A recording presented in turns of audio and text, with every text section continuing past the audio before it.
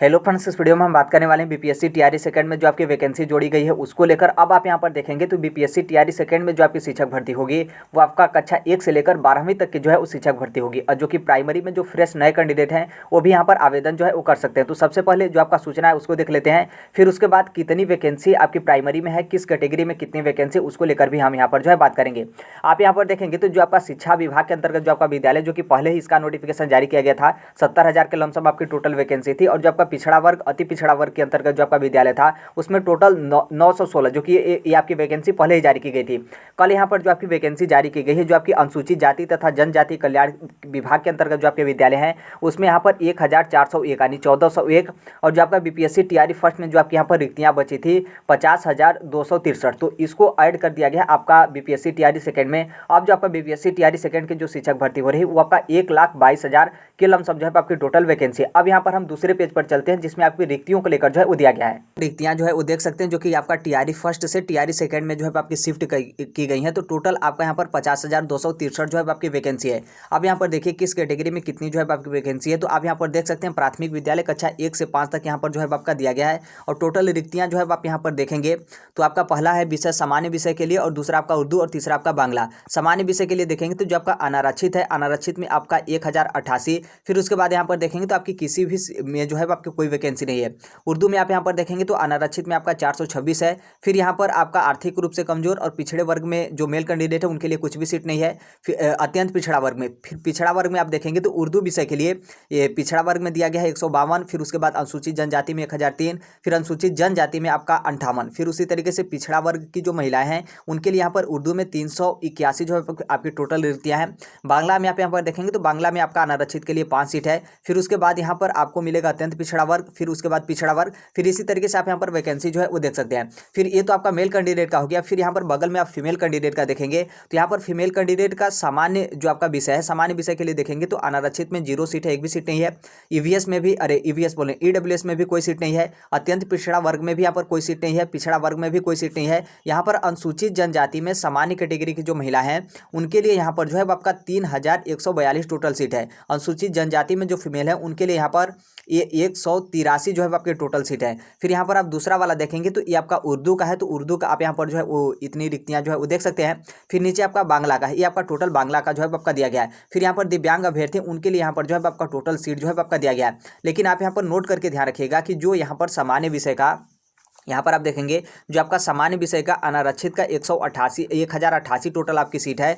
तो ये फ्रेश नए कैंडिडेट के मतलब जो फ्रेश कैंडिडेट है उनके लिए सीट, मतलब फ्रेश कैंडिडेट के लिए है। लेकिन ये सीट आपका दिव्यांगता के जो अभ्यर्थी है, मतलब दिव्यांगता के श्रेणी के अंतर्गत जो भी अभ्यर्थी आते हैं तो ये दिव्यांग अभ्यर्थियों के लिए जो है वो सीट है। जो कि यहाँ पर आपका लिखा गया नोट, अनारक्षित श्रेणी की रिक्ति केवल दिव्यांग अभ्यर्थियों के लिए जो है आपकी उपलब्ध है। मतलब ये भी सामान्य विषय का जो अनारक्षित है ये भी दिव्यांग अभ्यर्थियों के लिए है। उर्दू विषय में भी जो आपका अनारक्षित है ये भी दिव्यांग अभ्यर्थियों के लिए है। बांग्ला में भी जो अनारक्षित है वो आपका यहाँ पर दिव्यांग अभ्यर्थियों के लिए है। यहाँ से आपका क्लियर हो गया। एक तरीके से आप देखेंगे तो जो सामान्य बिहार शिक्षा विभाग की तरफ से जो विद्यालय है उसमें यहाँ पर 1 to 5 के लिए यहाँ पर कुछ SC ST जो फीमेल है उनका यहाँ पर कुछ सीट जो है आपका दिया गया है।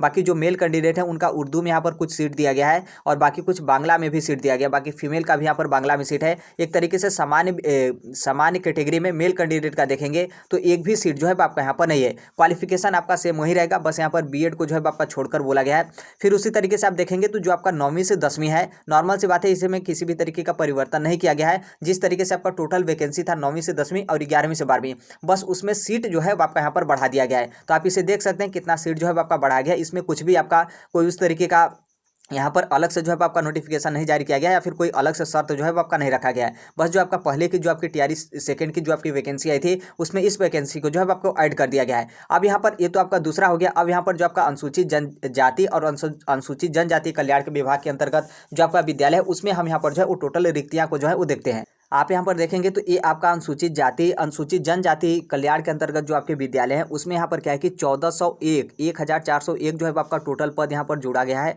जो कि इसमें जो आपकी वैकेंसी है कक्षा 1 से लेकर 5 तक, 6ठी से लेकर 10वीं और 11वीं से लेकर 12वीं तक की आपकी टोटल वैकेंसी है। अब यहाँ पर प्राइमरी की यहाँ पर वैकेंसी देखेंगे तो आप यहाँ पर देख सकते हैं सामान्य विषय, सिर्फ और सिर्फ आपको यहाँ पर सामान्य विषय देखने को मिलेगा। उर्दू और बांग्ला आपको प्राइमरी में जो है वो नहीं देखने को मिलेगा। और आप यहाँ पर देख सकते हैं जो ऊपर वाला सीट है वो मेल कैंडिडेट के लिए, और नीचे वाला जो सीट है वो यहाँ पर आपका फीमेल कैंडिडेट के लिए। जैसे आप यहाँ पर देखेंगे सामान्य विषय में अनारक्षित श्रेणी का जो आपका सीट है वो टोटल यहाँ पर 105 वैकेंसी है। आर्थिक रूप से जो कमजोर है ईडब्ल्यूएस के अंतर्गत जो आते हैं उनकी 26 वैकेंसी है। पिछड़ा वर्ग के जो मेल कैंडिडेट है उनकी यहाँ पर वैकेंसी 31 है। जो यहाँ पर ऊपर वाली वैकेंसी वो आपका मेल कैंडिडेट के लिए, नीचे वाली जो आपकी वैकेंसी है वो यहाँ पर आपकी फीमेल कैंडिडेट के लिए। फिर उसी तरीके से अत्यंत पिछड़ा वर्ग के आप यहाँ पर वैकेंसी देख सकते हैं। मतलब आप यहाँ पर देखेंगे तो जो आपका अनुसूचित जनजाति और अनुसूचित जाति के अंतर्गत जो आपका 1 to 5 की जो आपकी वैकेंसी है, इसमें सभी कैटेगरी की जो है आपको कुछ न कुछ वैकेंसी जो है वो देखने को मिलेगा। तो इतना आपका यहाँ पर वैकेंसी हो गया।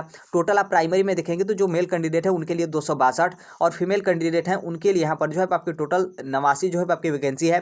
और बगल में आपके जो दिव्यांगता के श्रेणी के अंतर्गत जो अभ्यर्थी आते हैं उनके लिए यहाँ पर टोटल जो है आपकी रिक्तियाँ दी गई है। फिर अब यहाँ पर आप देखेंगे तो यहाँ पर जो आपकी दूसरी वैकेंसी अनुसूचित जाति और अनुसूचित जनजाति के जो विद्यालय है उसमें यहाँ पर 6वीं से लेकर 10वीं, ध्यान रखिएगा यहाँ पर आपका 6वीं से लेकर 8वीं तक की आपके यहाँ पर वैकेंसी नहीं है, बल्कि यहाँ पर 6वीं से लेकर आपकी 10वीं तक की यहाँ पर जो है आपकी वैकेंसी है।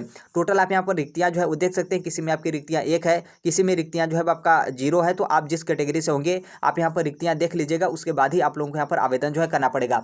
जो आपका कक्षा 6 से लेकर 10 तक है उसमें टोटल आपके 277 जो है आपकी रिक्तियाँ हैं। अब यहाँ पर ये भी ध्यान रखिएगा कि जैसे यहाँ पर कक्षा 6 से लेकर 10 तक दिया गया है तो आप यहाँ पर सोचेंगे क्या सीटेट पेपर 2 चाहिए, तो देखिए सीटेट पेपर 2 नहीं बल्कि आपका एसटीटी पेपर 2 इसमें जो एसटीटी पेपर 1 जो है आपका चाहिए। फिर उसी तरीके से आप यहाँ पर नीचे आएंगे तो 11 से 12 तक के लिए आप यहाँ पर देख सकते हैं टोटल जो आपके विषय हैं और विषय वाइज आपकी कितनी रिक्तियाँ, आप यहाँ पर रिक्तियाँ जो है टोटल देख सकते हैं। देखिए इसमें आप सोचेंगे क्या क्वालिफिकेशन आपका अलग होता है, तो देखिए क्वालिफिकेशन आपका अलग नहीं है, क्योंकि आप यहाँ पर देख सकते हैं यहाँ पर आपका वही जिस तरीके से आपका अन्य आपका योग्यता है वही आपका सेम है। हो सकता है कि कुछ इसमें कुछ स्पेशल आपका हो, लेकिन कोई उस तरीके का उतना स्पेशल भी नहीं है। जैसे आप यहाँ पर देखेंगे प्राइमरी के लिए आपका सीटेट पेपर 1 या फिर बीटेट पेपर 1 जो है वो चाहिए। जो भारत के नागरिक है वो यहाँ पर आवेदन कर सकते हैं, मतलब अदर स्टेट यहाँ पर मतलब डोमिसाइल वाला जिस तरीके से सिस्टम खत्म है तो इसमें भी जो है आपका खत्म रहेगा कि एक अदर स्टेट के अभ्यर्थी भी जो है इसके लिए एलिजिबल है। आप यहाँ पर दूसरे पॉइंट पर देखेंगे तो जो आपका 6वीं से लेकर 10वीं तक के यहाँ पर जो टीचर होंगे वो उनके लिए एसटीटी पेपर 1 जो है आपका चाहिए। ध्यान रखिएगा 6वीं से लेकर ये मत सोचने लगिएगा कि जूनियर के यहाँ पर वैकेंसी है तो आपका सीटेट पेपर 2 चाहिए, नहीं। यहाँ पर आपका जो स्कूल होगा वो आपका 6वीं से लेकर 10वीं तक के आप टीचर बनेंगे तो आपका यहाँ पर एसटीटी पेपर 1 चाहिए। उसी तरीके से 11वीं से 12वीं के लिए एसटीटी पेपर 2 चाहिए और जो यहाँ पर प्रधानाध्यापक होंगे उनके लिए एसटीटी पेपर 2 चाहिए। और जो 2012 से पहले नियुक्त एवं कार्यरत शिक्षक होंगे जिनके पास दक्षता परीक्षा होगा, जो दक्षता परीक्षा उत्तीर्ण के होंगे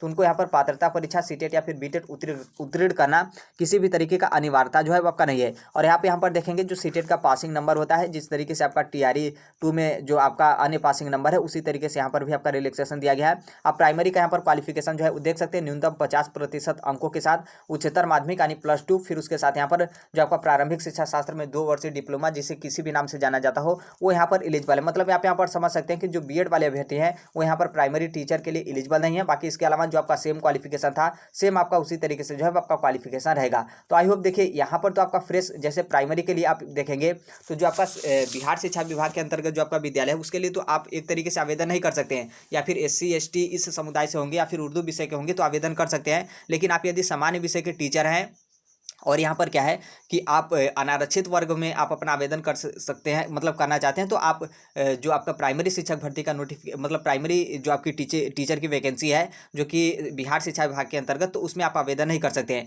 बाकी आप इसमें आवेदन करना चाहते हैं जो आपका अनुसूचित जाति अनुसूचित जनजाति कल्याण के अंतर्गत जो आपका विद्यालय है उसमें आप यहाँ पर प्राइमरी के लिए आवेदन करना चाहते हैं तो जो अनारक्षित सामान्य विषय के अभ्यर्थी होंगे, क्योंकि इसमें आपका सामान्य विषय के जो शिक्षक है उनकी यहाँ पर वैकेंसी है, उर्दू और बांग्ला की यहाँ पर जो है आपकी वैकेंसी नहीं है। तो आप इसमें ये प्राइमरी के पद के लिए आप यहाँ पर आवेदन जो है कर सकते हैं। तो अभी के लिए यही अपडेट है, बाकी जैसे भी जो कोई भी अपडेट वगैरह आएगा उसे हम शेयर कर देंगे। मिलते हैं अगले नेक्स्ट वीडियो में, तब तक के लिए thank you, bye bye, take care, all the best, thank you for listening, God bless you all, thank you.